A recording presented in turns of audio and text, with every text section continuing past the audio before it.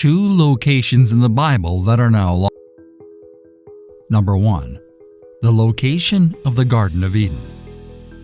Where exactly is the location of the Garden of Eden?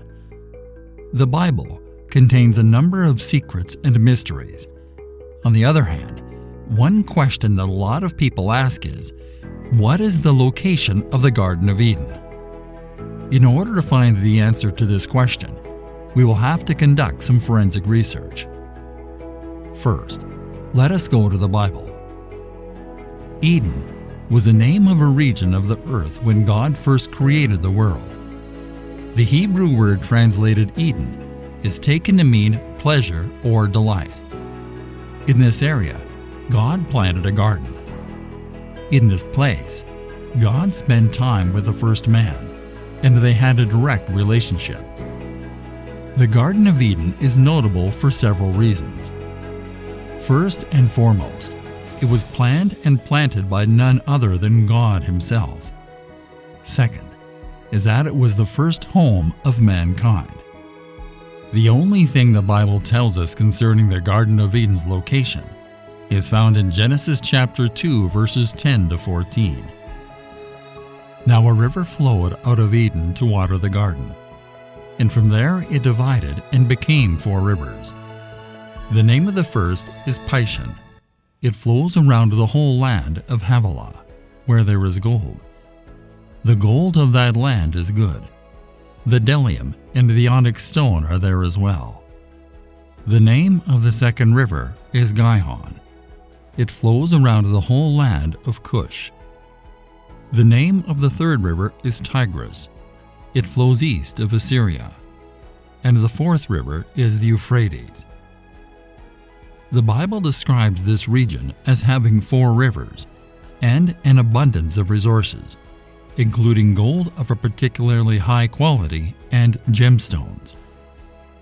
Although the identities of the Pishon and Gihon rivers are unknown with absolute certainty, the identities of the Tigris and the Euphrates rivers are common knowledge. The key area in the map of the Middle East is what geographers call the Fertile Crescent, the band of fertile land which stretches from the River Nile in Egypt in the west, northeast through the land of Israel, and then south and southeast to the plains surrounding the rivers Tigris and Euphrates in what used to be called Mesopotamia, which means the middle of the rivers, Meso, middle, and Potamia, rivers. If the Tigris and Euphrates rivers mentioned in the Bible are the same rivers that are known by those names today, then the Garden of Eden must have been located in the Middle East. However, even a modest flood in a localized area can alter the path that a river takes, and the flood that occurred during Noah's time was more than just a localized flood. We know modern rivers today, such as the Tigris or Euphrates, because Noah and his sons named some rivers in the post-flood world after familiar pre-flood rivers. The deluge completely changed the topography of the earth. Because of this, the original location of the Tigris and Euphrates is uncertain. In the same way that Bethlehem in Pennsylvania was named after the town in Judea, it's possible that the modern rivers that we call the Tigris and the Euphrates are simply named after those that are associated with Eden. For centuries, people have looked, but they have not been able to find the Garden of Eden. There are a number of locations that are rumored to have been the original site of Eden, but nobody knows for sure. What became of the perfect garden in the beginning of time? There is no explicit statement to this effect in the Bible. There is a good chance that the garden was obliterated in its entirety by the flood. So if we cannot locate the former Garden of Eden, the great question we should ask ourselves also is whether we will ever experience another Eden. A new Eden, you may say. Restoring our fellowship with God through faith in Jesus Christ is the prerequisite for entering the eternal garden that God has prepared for us. In the New Jerusalem, there is a river with the water of life, clear as crystal, flowing from the throne of God and of the Lamb. Revelation chapter 22 verses 1 to 3. And he showed me a river of the water of life, clear as crystal, coming from the throne of God and of the Lamb, in the middle of its street.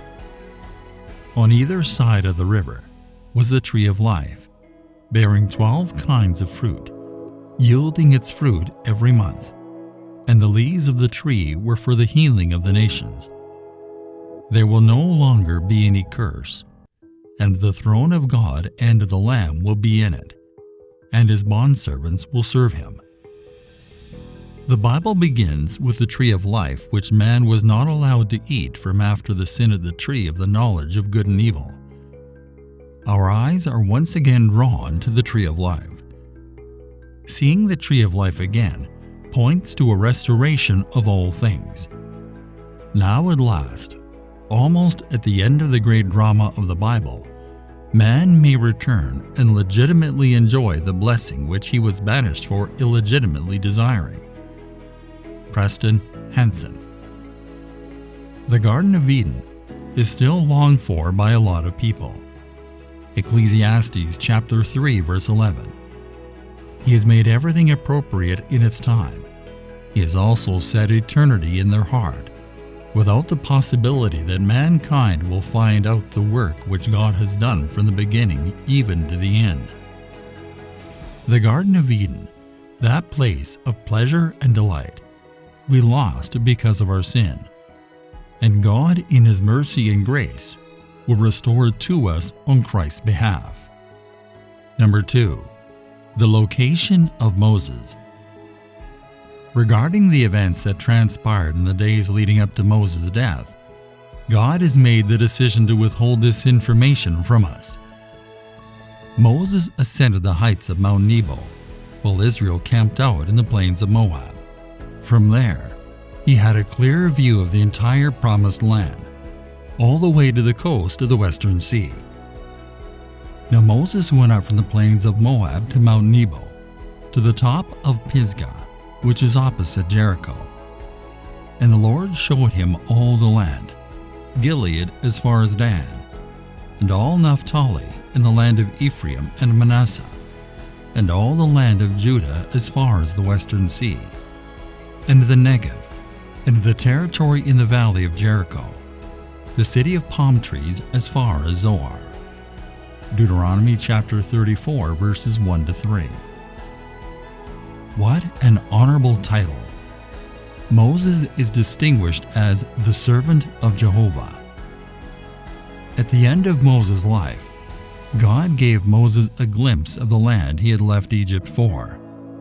Moses climbed Mount Nebo from the plains of Moab to the top of Pisgah. There is a Pisgah where we also must pass and be gathered to our fathers. May we climb to it as willingly as did Moses, the servant of God. The manner of Moses' death is exceedingly remarkable. The circumstances surrounding Moses' passing are pretty extraordinary. Mount Pisgah has a summit elevation of 4,500 feet, nearly a mile. There aren't many 120-year-old men who can climb a mountain almost a mile high and live to tell the tale. Yet here was Moses, nearly a century and a quarter old, climbing to the top of a 4,500-foot high peak and having a great time once there. Moses is not full of self-pity. The extraordinary scene of the man of God standing alone on the summit of the mountain, with a view of Canaan spread out below him. He was not allowed to enter the Promised Land due to the event that occurred in Numbers chapter 20 verses 7 to 12. His death was the culmination of his life. Moses died according to the word of the Lord. Moses died by himself, but in peace. The tale of his death is found in the final 6 lines of Deuteronomy chapter 34. After death comes burial, and so it was in the case of Moses. But verse 6 contains one of the most remarkable statements about the whole remarkable career of Moses. Deuteronomy chapter 34 verse 6. and he buried him in the valley in the land of Moab, opposite Beth Peor. But no one knows his burial place to this day. God personally buried Moses, the only person in the Bible. Have you taken note of that? The Lord proceeded to hide the tomb after that. What was it that drove him to act in this manner? Because a shrine could have been built on top of that grave.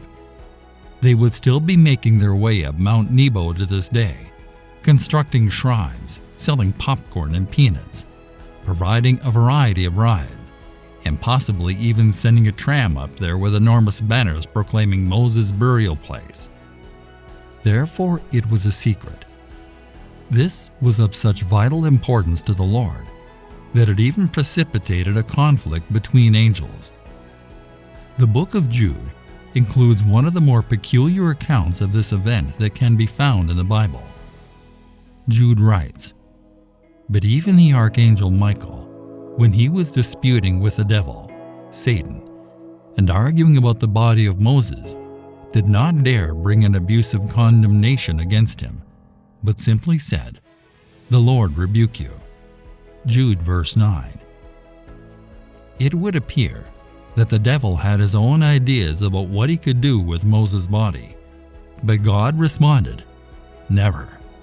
I claim ownership of his body, in the same manner that I do his soul, and I intend for the grave to remain undiscovered for all time." The end of the story. All things have their proper wrap-up, as does the story of Moses. No matter what Satan had in mind, we are certain that it could not have been good.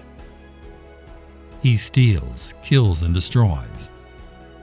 While these strategies do not appear to be subtle, Satan can make even stealing, killing, and destroying appear to be subtle.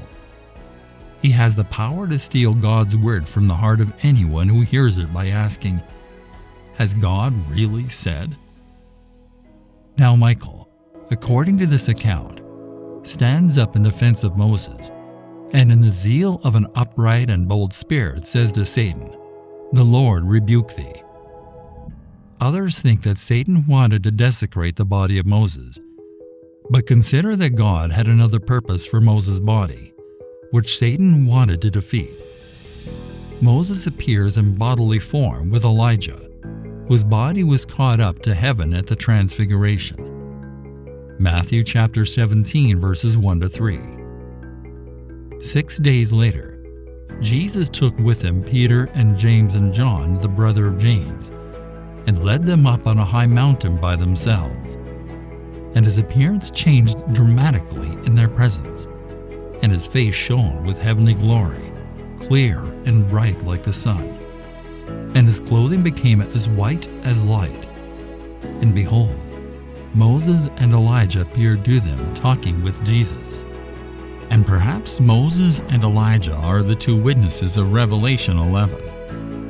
Revelation chapter 11 verse 6. These two witnesses have the power from God to shut up the sky, so that no rain will fall during the days of their prophesying regarding judgment and salvation.